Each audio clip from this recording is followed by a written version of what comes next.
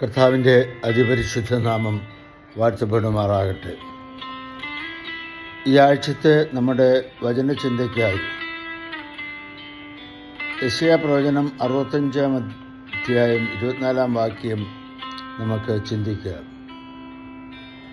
അവർ വിളിക്കുന്നതിന് മുമ്പ് ഞാൻ ഉത്തരം പറയും. എത്ര അത്ഭുതകരമായൊരു വാഗ്ദത്തമാണ്. നാം ദൈവത്തോട് പ്രാർത്ഥിക്കുന്നതിന് മുമ്പ് നമ്മുടെ ആവശ്യങ്ങൾ അവൻ അറിയുന്നു.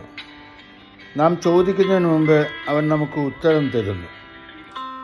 ജീവിതത്തിൽ നമുക്ക് പല ആശങ്കകളുമുണ്ട്. നമ്മുടെ സ്വപ്നങ്ങൾ എങ്ങനെയാണ് നിറവേറുന്നത്? നമ്മുടെ പ്രശ്നങ്ങൾ എങ്ങനെയാണ് പരിഹരിക്കപ്പെടുന്നത്? എപ്പോൾ എൻ്റെ പ്രശ്നങ്ങൾ മാറും? എൻ്റെ പ്രാർത്ഥനയ്ക്ക് എപ്പോൾ ഉത്തരം ലഭിക്കും? നാം പലപ്പോഴും നിരാശപ്പെട്ടു പോകാറുണ്ട്. ദൈവമേ, ഞാൻ എത്ര പ്രാർത്ഥിച്ചിട്ടും എന്തുകൊണ്ടാണ് എനിക്ക് മറുപടി ലഭിക്കാത്തത്? എന്നാൽ ഇന്നത്തെ വചനം നമ്മളോട് പറയുന്നത് ദൈവം ഇതിനകം തന്നെ പ്രവർത്തിച്ചു കഴിഞ്ഞു. നമ്മൾ കാണാത്ത വഴികളിൽ, നമ്മൾ മനസ്സിലാകാത്ത രീതിയിൽ ദൈവത്തിൻ്റെ കൈ പ്രവർത്തിച്ചു കൊണ്ടിരിക്കുന്നു. നമുക്കാവശ്യമായ അനുഗ്രഹങ്ങൾ, നമ്മുടെ ജീവിതത്തിൽ വരേണ്ടതായ നന്മകൾ, നമുക്കായി ഒരുക്കിയിരിക്കുന്ന അവസരങ്ങൾ, ഇവയെല്ലാം ദൈവം ഇതിനകം തന്നെ നമുക്ക് തന്നിരിക്കുകയാണ്. അതുകൊണ്ട് നമ്മൾ മക്കളെക്കുറിച്ച് ഒരു കാരണവശാലും വിഷമിക്കേണ്ട. നമ്മുടെ ആരോഗ്യത്തെക്കുറിച്ച് നാം ഭയപ്പെടേണ്ട. സാമ്പത്തിക പ്രശ്നങ്ങളെക്കുറിച്ചൊന്നും നാം നമ്മുടെ ഉറക്കം കെടുത്തിക്കളയേണ്ട.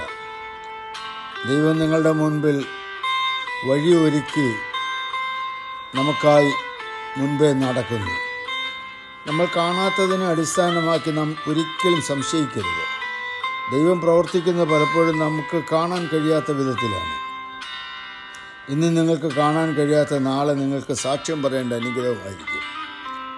ഇത് സമയത്തിൻ്റെ കാര്യം മാത്രമല്ല. ദൈവം നിശ്ചയിച്ച സമയത്തെല്ലാം നിങ്ങളുടെ വിഷയങ്ങൾ അനുകൂലമായി മാറും. ഇന്നത്തെ ചിന്തയോടനുബന്ധമായി നമുക്ക് പ്രാർത്ഥിക്കാം. പിതാവേ, ഞാൻ ചോദിക്കുന്നതിന് മുമ്പ് തന്നെ എൻ്റെ ആവശ്യങ്ങൾ നീ ഒരുക്കിയിരിക്കുന്നതിനായി അങ്ങേ സ്തോത്രം ചെയ്യുന്നു.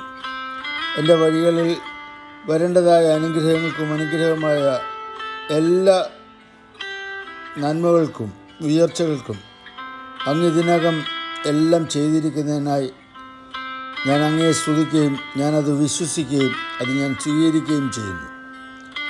എൻ്റെ പ്രാർത്ഥനയ്ക്ക് ഉത്തരം ഇപ്പോൾ തന്നെ നൽകുകയാണെന്ന് ഞാൻ വിശ്വസിക്കുന്നു. അങ്ങയുടെ നാമത്തിൽ അപേക്ഷിക്കുന്നു. കൃപ തോന്നി കേൾക്കണമേ. ആമേൻ.